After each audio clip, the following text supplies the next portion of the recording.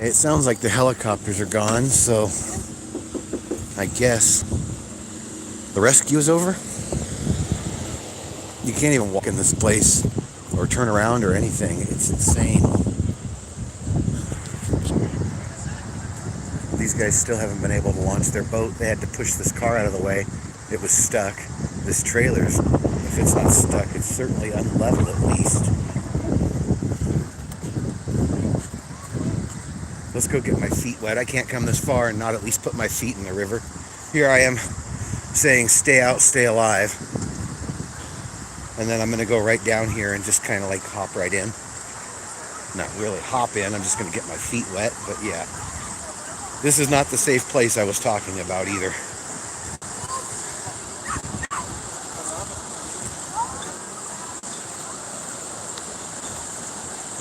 I was here last year. The water was definitely lower because I was sitting up there in that little area last year. And I just remember it was lower. You could walk out around all this. Oh, that does feel good on my feet though.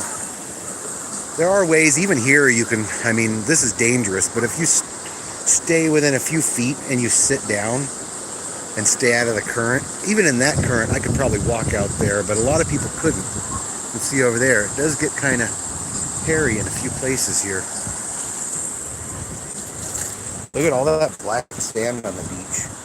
This is also a mining area here. This particular section, nobody can claim. Anybody can come in here and prospect for gold if they'd like.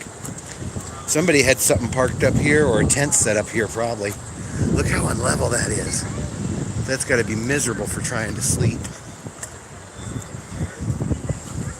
I'm not parked in the best place, but neither is anyone else. This is truly a fire hazard, which sucks. It means they're going to shut down Keysville. Here's my rant for the day. The reason this place is so overpacked, while there are other places on the upper river with hardly anybody there, is because of cell signal.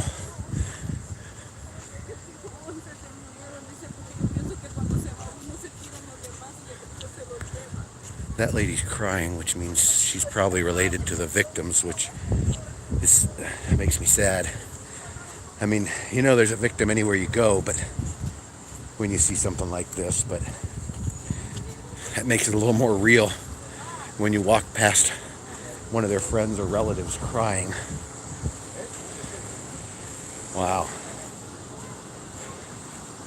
Seriously though, if there was a fire here, nobody'd be able to get out. At least not everybody, certainly.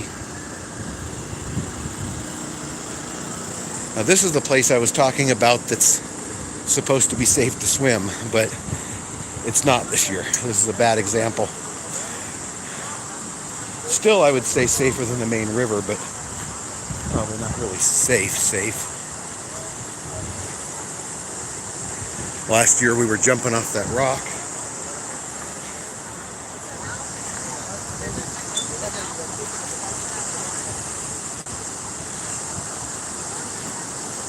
And normally, the water just comes off this little side channel and a little bit there, and it's a lot lower than this and fairly safe. I would still probably go out there this year, but it's a foot or two higher than I would really feel safe. I'd stay in this little section here out of the current. I mean, don't take my advice. Don't get in the river at all. But if you're going to do it safely. Put up ropes like these people did and stay on this side of your ropes.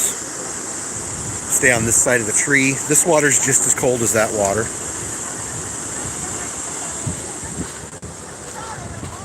Okay, back to the rant. So, cell signal. I know a lot of you are going to say, oh, you don't need cell signal when you go camping. And I bet 90% of you that say that still use your phones when you're camping. It's a fact of life. These days, people are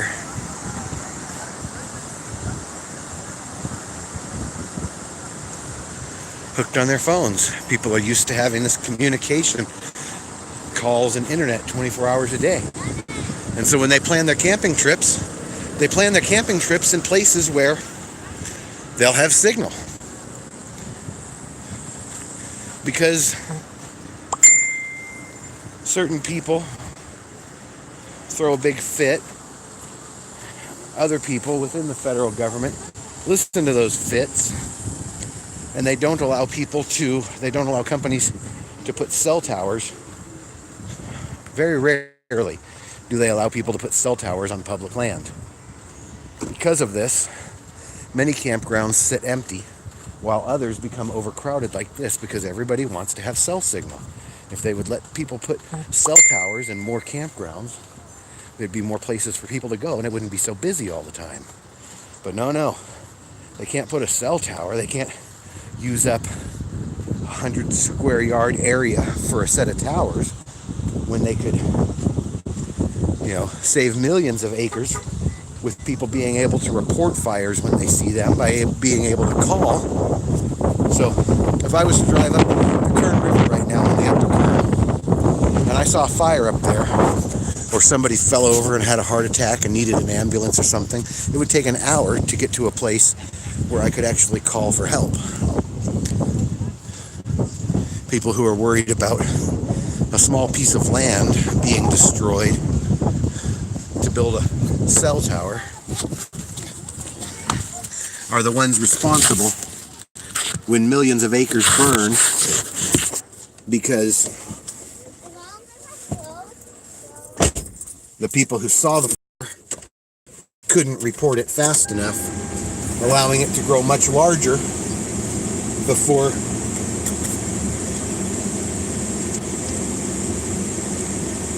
sending people out to fight it.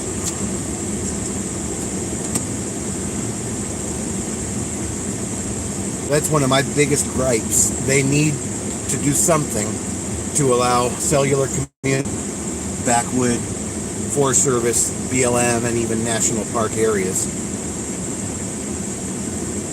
Because that's what people want, that's what people use. And I think they're not doing it on purpose, to be honest with you. I think they want everybody to crowd in like this so they can use it as an excuse to shut this down. And then when they shut this down, all these people will crowd into the next place. And then they say, oh, well, look how bad it's getting. Well, it's getting bad because you've made it bad. These places existed for years. And they've always had basically the same amount of campers. It's not like more people suddenly decided to start camping now. These places have been around for years, and they've always managed to take care of themselves. There's bad people who litter, but there's good people who pick up after them. Back in the day, they used to send Forest Service law enforcement down, and they would give tickets to people for littering and doing stupid stuff. Now they just let them do the stupid stuff, and then they say, well, look, people are doing stupid stuff. We have to shut it all down. No, you don't have to shut it all down. These are our public lands, and we'll fight you every step of the way. It's coming to a head. You're closing down so many places. Yes, I'm talking directly to the government now. You're closing down so many public places, and you're making it so expensive to stay in the paid camping areas. People are going to just start ignoring the rules and doing it anyway. And the people who are going to ignore the rules when you close down an area, those are the ones who are most likely going to leave a lot of trash as well. You're going to get rid of the good campers and bring in a bunch of trash campers. And then they'll use that as an excuse to put up gates and fences. Or they'll try. Like I said, there's a lot of people like myself who are going to fight them every step of the way in order to maintain continued access to our public lands.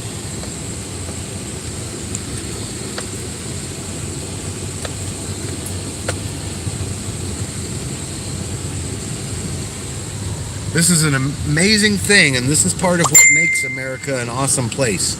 People being able to come out and just camp like this. And there are many people who hate that, and they want to see it ended. They want to make it so that nobody can go on any public land unless you're riding through on a tour bus. They want you to ride through, stay on designated trails, and take pictures only. That's not using our public lands. That's touring our public lands. And we do not need guided tours for our lands. Many people in the Forest Service and the BLM understand this. These are our lands, and they manage them for us.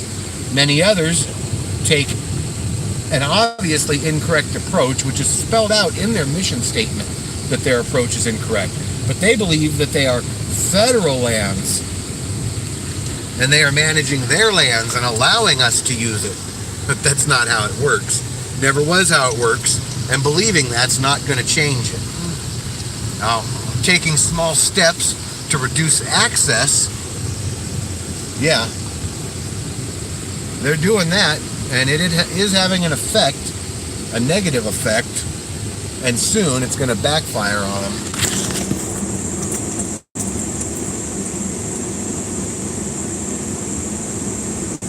I can't believe how busy this place is. I guess I'm going to end this video now. Nobody's watching. The rescue's over. I'm just ranting. And I really shouldn't be talking on my phone and driving anyway. So, I guess I'll throw out my sign out. I never do use it anymore. I should remember to add this to the end of all my videos. Do whatever you want. Don't let anybody tell you you can't. But don't be afraid to take advice either when somebody like me or the news or anybody else tells you to stay out of the third most dangerous river in the world. Yes, the Kern River has been ranked as the third most dangerous river in the world. 300 people drown in this river that we know of since 1968.